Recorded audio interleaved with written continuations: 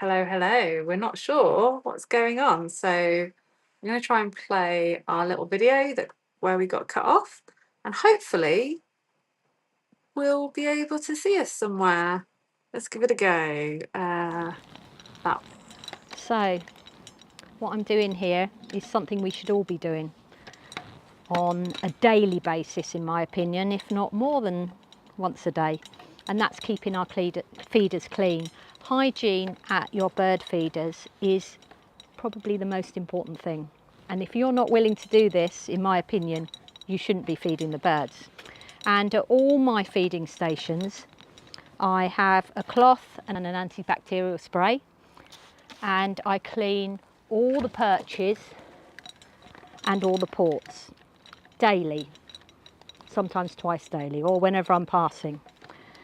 And then at least once a week, sometimes more often in the times when it's really busy in the winter, I take the whole feeder apart, or I've got spare parts for the feeders so that I can ensure that at all times this feeder is absolutely clean as I can make it. Same with these. So it's pretty easy, if you choose the right feeders, to keep these really nice and clean. But it's not only keeping them clean, it's choosing the feeder that enables you to do that. And I'm going to show you some of my favourites. So I want to lead you through some of the things I think about when buying a feeder or choosing my feeders. And I think it's much better to have one really good feeder than lots of cheap, not very good feeders. So things you need to think about. Is the food being kept dry? So wet food is much more likely to harbour disease. So you want to choose a feeder where the food is kept dry. You want to make sure that the birds can't walk around and defecate in the food. So they need to be able to perch well away from where the food is being dispensed. And also your feeder needs to come apart for cleaning. So you need to bear those key things in mind, and I'm going to show you some of the ones I really like that you'll probably see on my live streams. So I also have problems with squirrels, so as many people do, and larger birds. So this is one of the Jacoby Jane Squirrel Buster range, and I've got the plus one, which you've just seen me cleaning, and then this is one of the smaller feeders. So you can see the bird's perch here that's well away from the food. Generally, unless there's a lot of wind blowing, the food stays pretty dry in here. And in the winter, I tend to put less food in it so I can change it regularly. Then a simple unscrew at the base, the whole thing comes apart, dead easy to clean. So not only am I wiping all the ports every day, possibly a couple of times a day, several times a week I take the whole thing apart and clean it. So it's a really nice little feeder, that. Another one I really like is this Finch's Friend one. And again, this has been specifically designed to keep disease at an absolute minimum. And it comes with two bases, so you can easily interchange them daily, every couple of days, weekly, whatever you want. So you can leave the feeder up, simply twist to close the ports off, and then you can just clip the base back in. And then when you want, I tend to do it every few days or every week, depending on the weather. I can just unclip this, put the new one back on and take this and clean it. So dead easy. It keeps the food dry. The birds perch well away from the food. Win-win, I'd say. So those are for sort of seed-based feeding. But as we move through into summer, I'm moving away from seed because it's the finches that are really suffering from the diseases that are harboured at poorly kept feeders. So I'm looking for other foods to feed and other ways to feed because I feel they still need that support. So fat-based products I feed all year round, and it's not just the traditional fat ball. There's lots of other fat products on the market. The key is to find something that feels pretty soft and putty-like, because if it's really dry and concrete-like, there's a lot of fillers in it, and it's no good for the birds. They won't eat it. So there's all sorts of products. These are great. These stack in a feeder. These are from Eco Bird Food. These are little bird cakes. These stack really nicely with a lot less space wasted than maybe the fat balls were. They're really popular. This one I absolutely love, and so do the birds. Again, this is from Eco Bird Food. So this is very popular. Comes in a recyclable, well, not recyclable, you can compost this cardboard outside. None of their packaging or anything uses any plastics, and you can just hang that up. Sometimes I put it like that as well on the edge of a branch or on the edge of a tree. Really popular. And then you can buy fat products in all shapes and sizes to fit all different feeders, and also you can buy like a suet pellet, and these are really popular. And these, as long as it isn't a very damp environment, these flow in small quantities quite well in a bird feeder. So what can you feed these products in? Well, I'm going to be looking at a range of different fat feeders over the next few months and trialling them, but I really like the look of these, and you'll be seeing them on my live streams. Nice solid surface. You don't want wood wherever possible, because you can't keep it clean and it gets wet and it gets mouldy. So these are really nice. Keep the food clean. Put your fat products in there. You could either put the bars or the fat balls or the cakes, or a mixture of all of them. Put the nice lid down, and then there's no way the finches are going to feed on there, because you need to be able to hang upside down. So all the tit family are going to love these, and the great spotted woodpecker as well. So I'll be trialling these. There's a range of different ones you can get. Here's another one, similar, a metal version. Dead easy to clean. Everything comes apart. And then this is a nice one as well. Again, this is by Kingswood. So this one, you could put your fat bars in there, and this bit's meant to be so that when the woodpecker sits on here, it can rest its tail, a bit like when it's on a tree branch. So there's loads of other options, and even, this is another thing that Eco Bird Food and I've been experimenting with, is to create a mix that doesn't include seeds. So this has got 2 types of suet pellet, mealworms in it.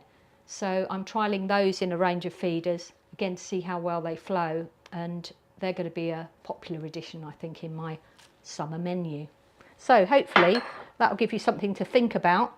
But in my opinion, if you're not willing to really pay attention to hygiene at your bird feeders, then you shouldn't be feeding the birds at your bird feeding station. So bear that in mind. We're back Again. we were watching along quite happily with everyone else, and it was a lovely little film. And then yeah, sorry, just stopped. We have no idea why. We'll do a bit of troubleshooting. No idea why. Yeah, but typically, of course, amidst all the chaos, we saw a woodpecker. So yeah, there's a woodpecker. Can't not do the birding. No, exactly. If you manage to film it, let's see it. So this is a female great spotted woodpecker. For those who don't know, she doesn't have a red nape of her neck. So look out for the red on the back of the neck. If you see that, then you know it's the male. Yeah. So yeah. Despite chaos, quick film the birds. But we're there. We made it back. Yeah. But yeah. So yeah, getting back to bird feeders. Yes. Been quite there's been quite a shift just recently. We've switched kind of just now to fat based, but you were originally on seed. Is there a time that people should make that switch? Yeah, so beginning of May they've recommended until October, and I totally, we've got to do something. We can't love the birds and then increase disease. So by I don't know if you can hear that squeaking. One of the downsides of creating a hide like this in the outside is that a certain visitor is still managing to get inside. and that little visitor is a rat, and we can hear them running around in the roof space. So that's going to be the next job. But yeah, I forgot what we were talking about now. Switching to seed. Yeah, switching to fat-based products. You know, and I think, you know, I totally agree, and I want people to take bird feeding seriously, and I want people to think very closely about hygiene. But also we need to think about the environment we're in, the birds we're feeding, and every situation is different. So I'm going to be experimenting just like everybody else. But I am going to be feeding mealworm and fat-based products on a lot lesser degree than I would during the winter. But you will see some feeding still happening in my garden, certainly for the next month or so. We'll see how it goes. I mean, I came before the 1st of May, a few days ago. So I've seen a big difference in the types of birds that I'm seeing between seeds and fat-based products. So yeah, so I got a chance to film some siskins while we still had the seed out, and you can kind of see some of the details on like how they're feeding and why it's important. So their feet on those feeders kind of remain a little bit more separated than those on a table. So then you can see. Yeah, so you can see their feet are they can't walk around in that seed. That they're having to eat it away and perch away from their food. Yeah, their own little door. But you can see the importance of cleaning both the perches and the ports. And even if you cleaned constantly, you know, you still can't eliminate disease. But to a certain degree, if you had loads of finches all feeding off of a sunflower head, you know, you're going to have the same issue. But I think what we need to think about, like I said in that little video, is that we need to take hygiene seriously. But the other thing we need to think about is how we provide natural foods within our environment. And it's relatively easy for me to develop that here because I've got such a big plot and so much natural food. So, for example, knapweed grew really well here last year in my meadows and all over my site, and I've really encouraged it because the flowers are fabulous for insects, so the bees and butterflies love it.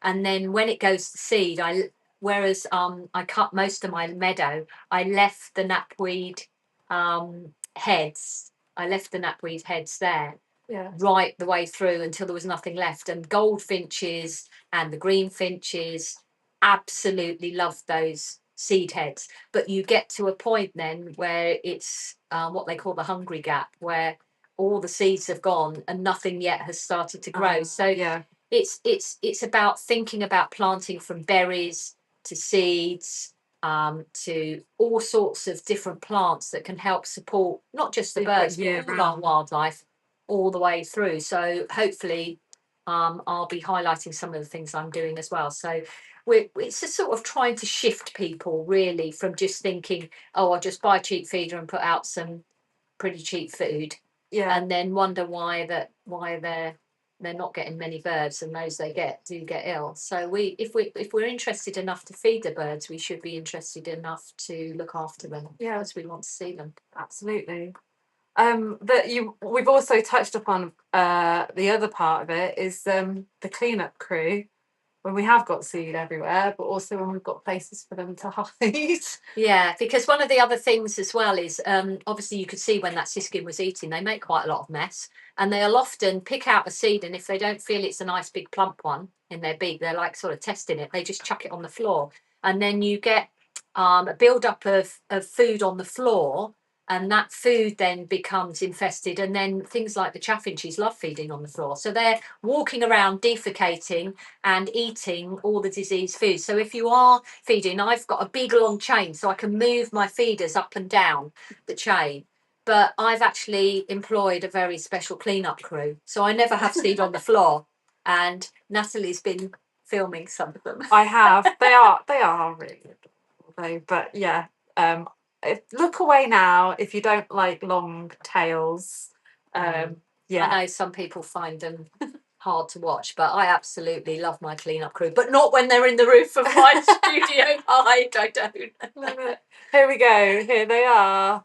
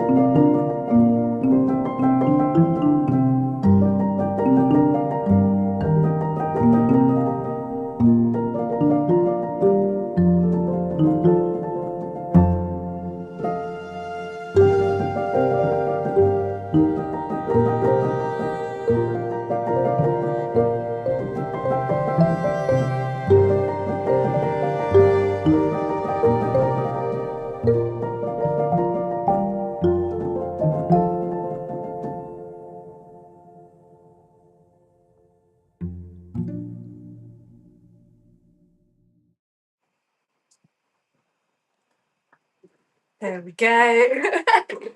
Look at those lovely whiskers.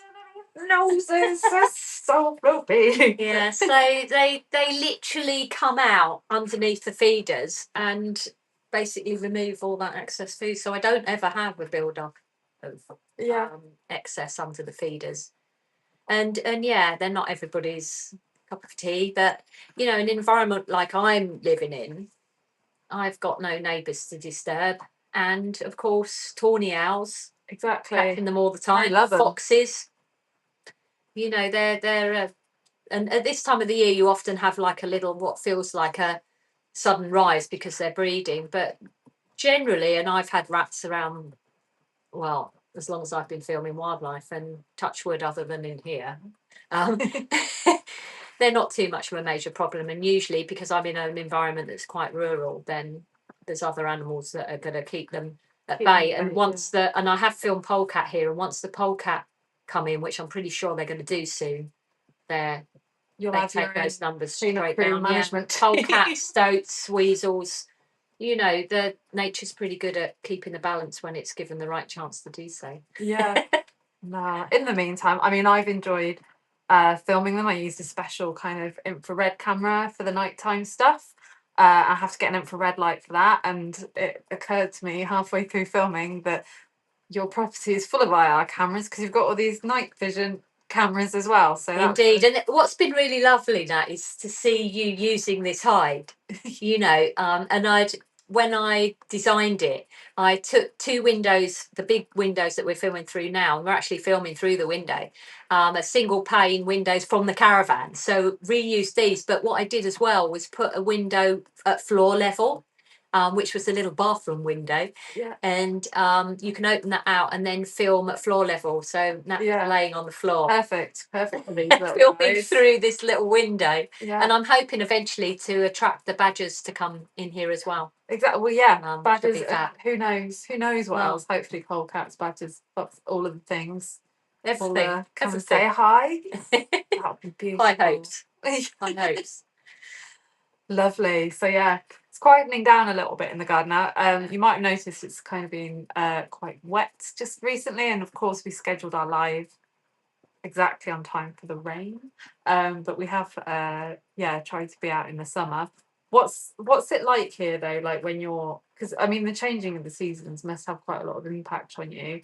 Everything's exploded now because of the rain.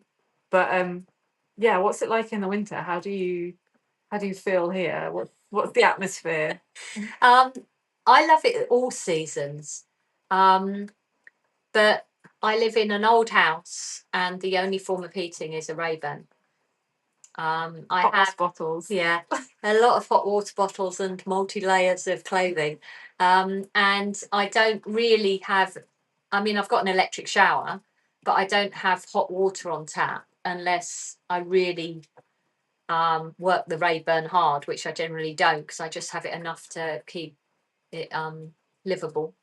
Nice. And but I don't know, I quite like it. I don't have as many visitors in the winter as I do in the summer, put it that way. Yeah. Not unless they're quite hardy. That's it. And you do have to be quite hardy to be a rural kind of, because it is those, you know, we have a lot of creature comforts in the city that we take for granted, but out here you have to think about fuel and resources. Yeah, exactly. And but that's part of it. And to be honest, I'm outside most of the time, whatever the time of the year.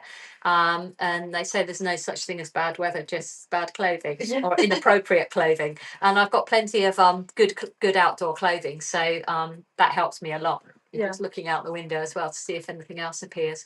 But I mean, this time of the year, we've had such a long, wet winter of grey and wet that, you know, I think we'd all got severely fed up with that. And then suddenly we've had this beautiful month of gorgeous weather, and the whole site has just burst into life. I was saying to Nat, normally looking out on here, certainly when I first removed the caravan, it was just horrible. It was so industrially grey and gritty and not a lot of foliage. And now, this last 2 weeks really, all the trees are coming into leaf. It's just vibrant. It's so beautiful.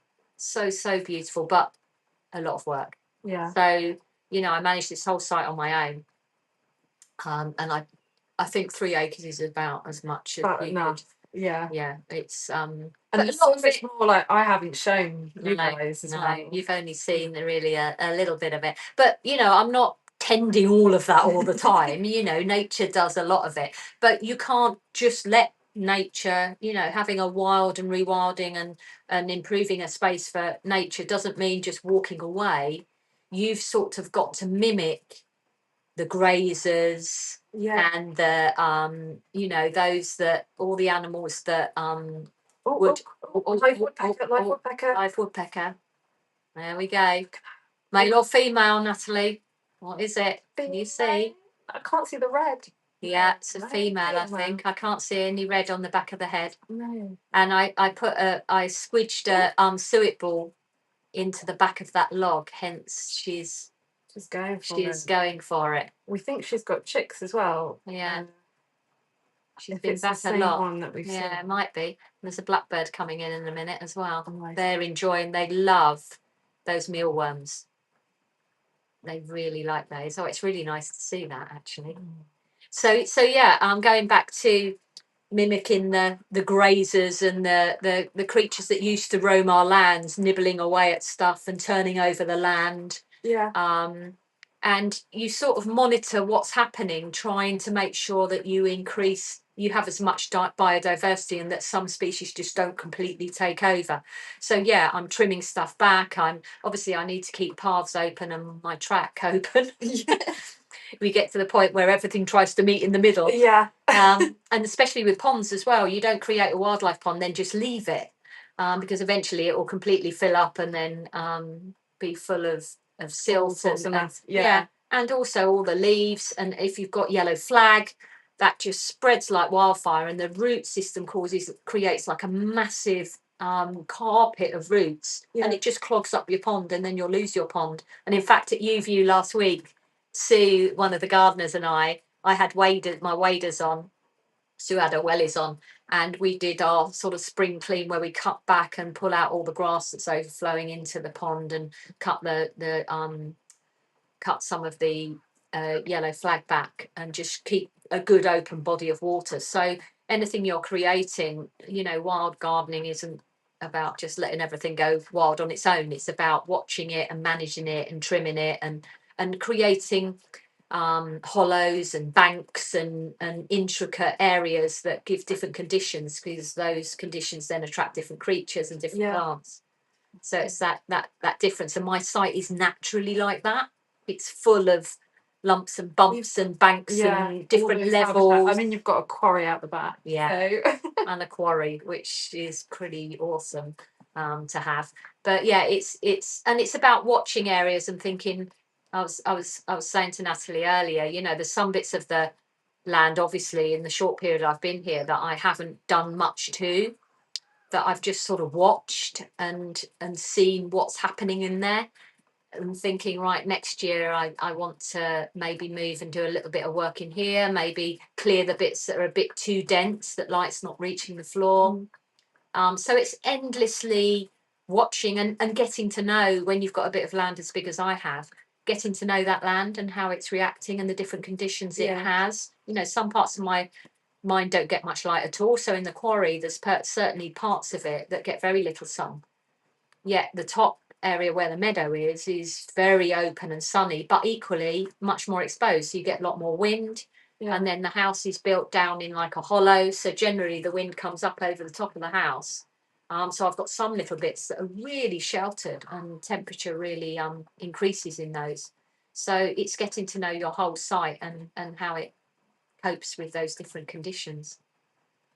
It's a sudden little flurry on the feeders. It kind of goes that way, doesn't it, sometimes? Yeah, just before it gets dark and they're like stocking up on energy for the night. And I think some of those live mealworms have crawled off of that platform and gone onto the floor. Hence the blackbird is taking advantage of all them crawling along and falling off the top, and now they're wriggling around on the floor, and he's wolfing them down. And I think part of the reason I want to continue feeding at this point is because, you know, these birds are feeding young, and I want You want to give them the best chance. Yeah. That to have to hunt for those babies, you know, if you're bringing up young kids, you sort of take the back role and then you suddenly think, God, I'm really hungry, and you realise you actually haven't eaten yet. Yeah. So if they can come in and get a little bit of an energy boost, yeah, to keep them going, and but as I've said before, they generally, until the chicks are virtually ready to fledge, they're picking off larvae, caterpillar. Certainly the blue tits and great tits tend to have their eggs hatch just as the trees are coming into leaf, especially the oak trees. yeah. And then that oak tree is full of larvae of many moths. So they're literally just going straight up into the oak tree and plucking those off and bringing them, feeding them straight away. Nice. Which is fabulous to see. I've been doing a bit of like out and about with my camera. So I thought I might just, like other programs do, have a minute of just kind of calm. I thought maybe I'd show you. Should we go to some wetlands? Yeah, and see what's been going on there. So these are a few kind of lagoon birds that I've been watching a little bit of. So yeah, enjoy.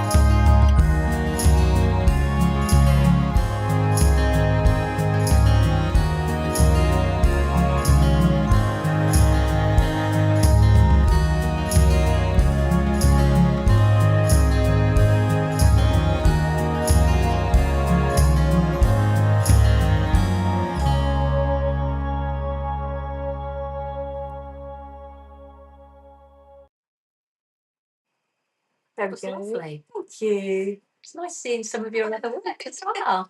So that was at dawn in a local area with lagoons. And yeah, I'm not much of a wetland bird knowledge person. No. I know my avocets and my lapwings, very, very bad at ducks and mallards and things. So yeah, I must admit, waders. I grew up in London, then I trained in Derby, and then I lived in Lichfield. So I was literally about as far away from the coast as you could be. I grew up in Birmingham as well, so Yeah, not much. especially once we get to winter and summer plumage as well.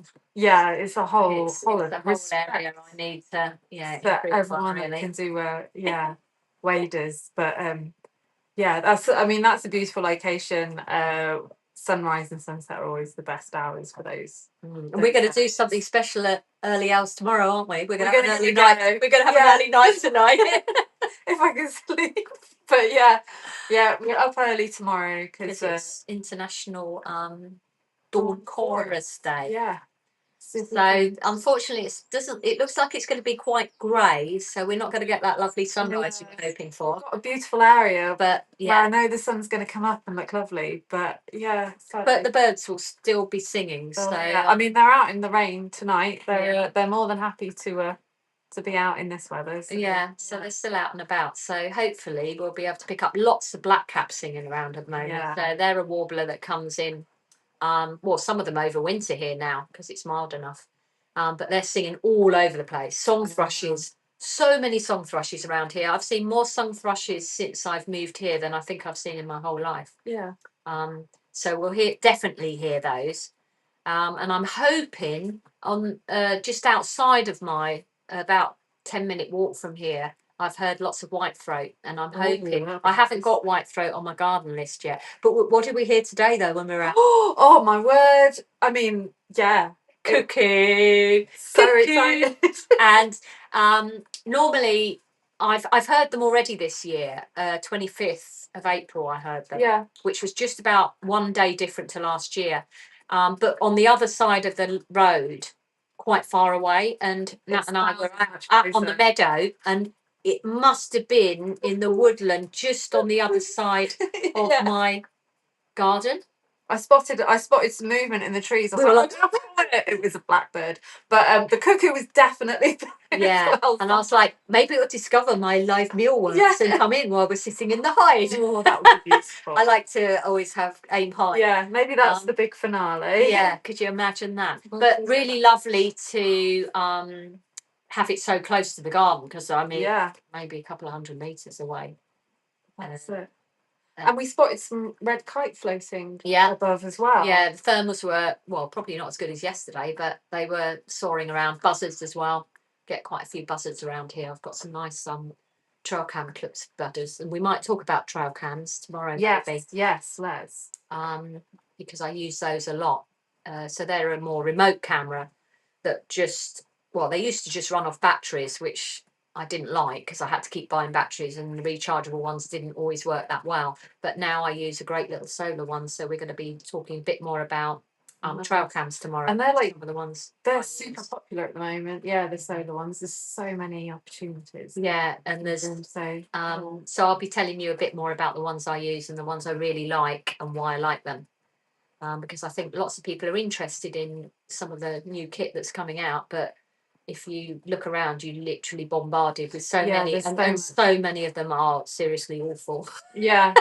I mean, it's not linked in this video, but I will collate everything and put links in descriptions below so that if you're interested in anything, it's there. And I'm also on my website, I've started doing a section called use and review. So when I'm using kit that I think other people might be interested in, I'll do a proper review. You can see all the clips and why I like it.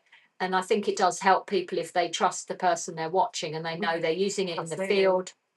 And then I've got a bit called shop and support, which means that if I really like kit, sometimes the manufacturers say, well, if you put a link on your website, when people buy it, I get a very small percentage. It's usually about 10%. And then, all that money, because I fund this all myself. Yeah. I don't make any money out of the live streams or anything. And often people have said, why don't you put it on a premium service? But to me, that defeats the object. I'm trying to encourage everybody to have access to nature. And of course, lots of people would never have access to this, especially those who are trapped inside homes. Yeah. Who are either ill or can't get out, or elderly and not be able to get out into the countryside. So I want my cameras always to be free. So every little bit helps if I can earn a small income off of me recommending and trialing stuff. Yeah. So take a look at those on my website if you're interested in getting yes, and supporting my work, obviously. There's been a few questions about types of probe lens and a few bits and pieces that we'll probably dig into a bit more. So we're gonna chat a little bit about kit, a little bit about more intensely about bird boxes and how all that works. Yeah, because you've got lots of kit here, haven't you? I have. My hallway is full of kit for all things. So I got a bit of that macro long lens and other bits and pieces. So I'll play with a few things tomorrow in the rain. Yeah, I had a bit of lens envy. Yeah, sorry.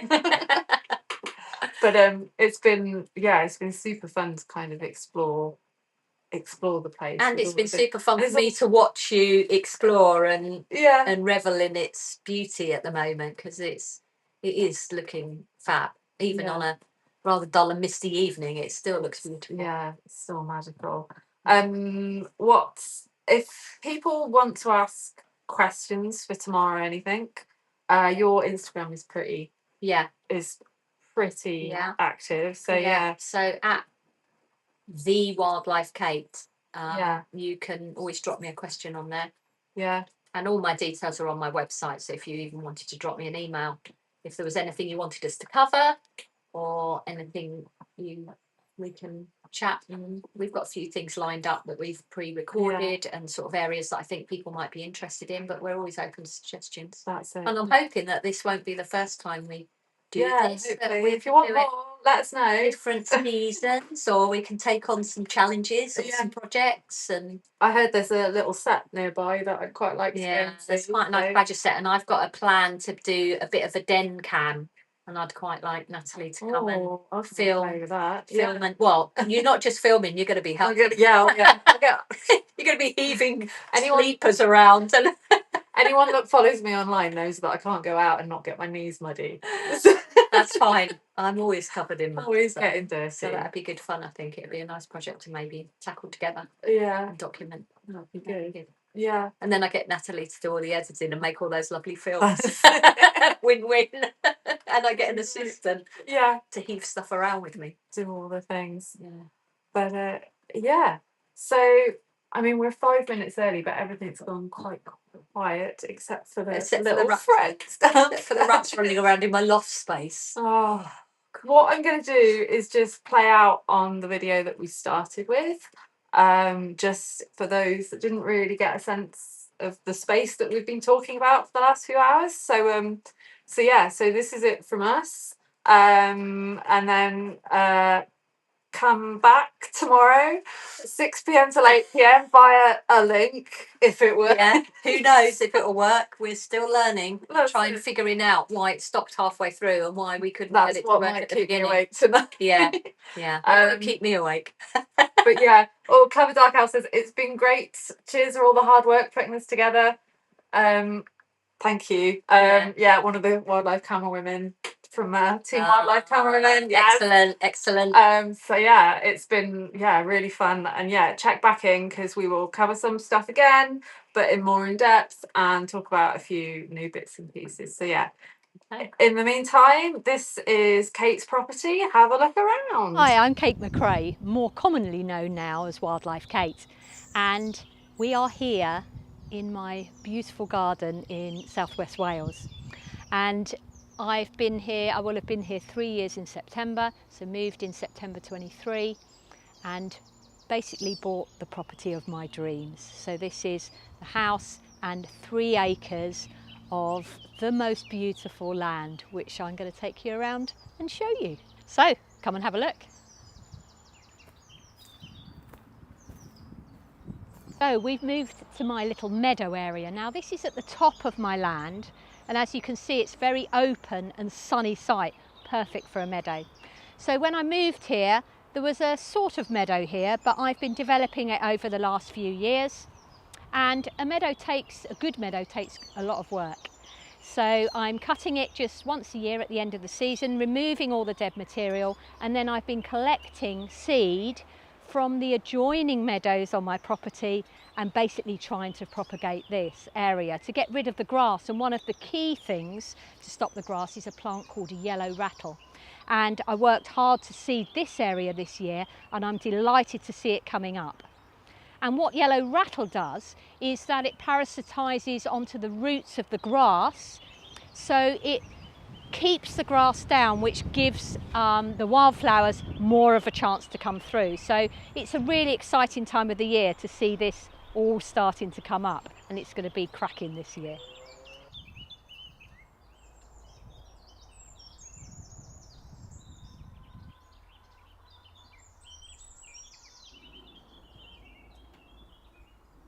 So now we're in what I've called my hide studio, and I'm so proud of this. This is probably one of the biggest projects I've done here. So you wouldn't believe it, but this was pretty derelict and a bit of an eyesore when I first moved in. And this wall wasn't here, and in the space you can see beyond me was a derelict static caravan that had been there over 25 years. And over the space of about 4 weeks, I single-handedly dismantled that caravan, and it was a lot of work. And with a friend, built this wall here, and the windows you can see here are all out of the caravan, so I recycled as much as I could, with the view that this would be a lovely place for a hide. And then the idea grew and grew, and before I knew it, I created this pretty special space.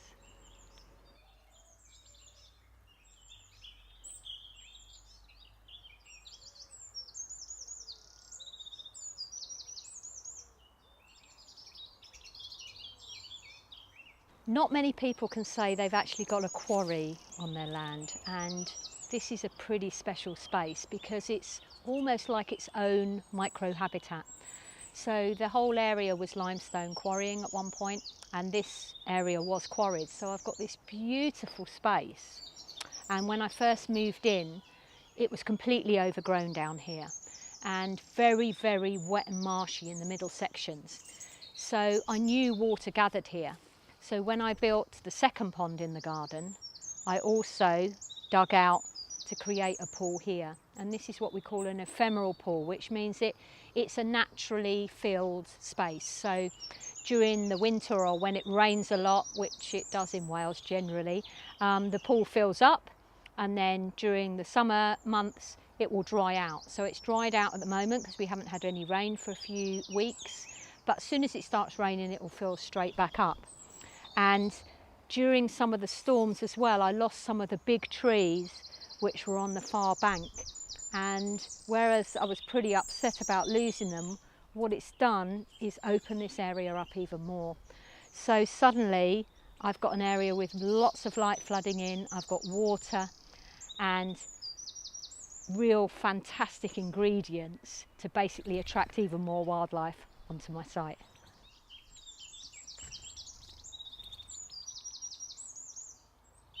Right, we're now here at one of 3 ponds I've got on site, and I was lucky enough to have this one here already when I moved in, but it was much more ornamental, so more rectangular with raised areas all the way around. So I removed 3 of the side walls and pulled the liner back and then created this much more naturalised area, which is fantastic for birds. Drinking and bathing, and also get a lot of frogs, tadpoles in the spring, and then damselflies and dragonflies in the summer. So it's a fab little pond, and if you do anything for wildlife in your garden, build yourself a pond. Now that pond is quite small, so I wanted to build something bigger, and this area seemed perfect. So this was just a sort of scrubby area with creeping comfrey and not a lot else. So I felt it was a perfect area. So hired a digger for 2 days with a friend, and this was one of the 2 extra ponds we built. Now, because I'm in a quarry area, very quickly we hit the rock bed. So what we did was we used all the fill from digging out to build this bank, and this bank is entirely planted up with plants that are already on site, so very naturalistic planting around. And it also means that if I'm filming or photographing, I can sit down low and look into it, and it's been an absolute godsend. Also, when we have heavy rain, which is quite a lot in Wales, it runs off of the field adjacent through down into this pond, and then I built this area so when the pond gets to a certain level it will overflow and then flows through the garden and out. But it's been an absolutely wonderful addition, and to me you can't have too many ponds in your garden.